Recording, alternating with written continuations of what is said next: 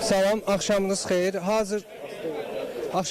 Hazırda Yasamal rayonunun Mirəli Seyidov küçəsində çox mərtəbəli yaşayış binasında yanğın baş verib.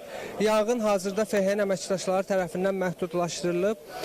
Ərazi polis əməkdaşları tərəfindən bağlanıb, yol nəqliyyata bağlanıb. FHN-in əməkdaşları hələ də vətəndaşları təxliyə etməyə çalışırlar.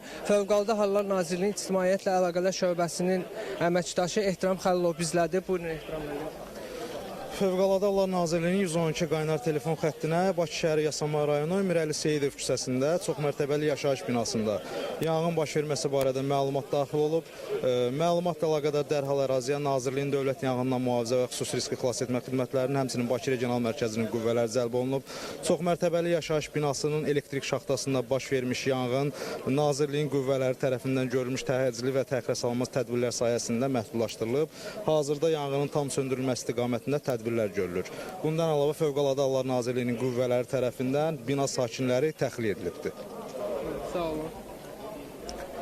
Və hazırda məhdudlaşdırılmış yanğının tamamilə söndürülməsi üzrə işlər görülür. Bölgəyə təcili tibbi yardım vasitələri cəlb olunub. Hazırda polis əməkdaşları tərəfindən əhali təxliyə olunur.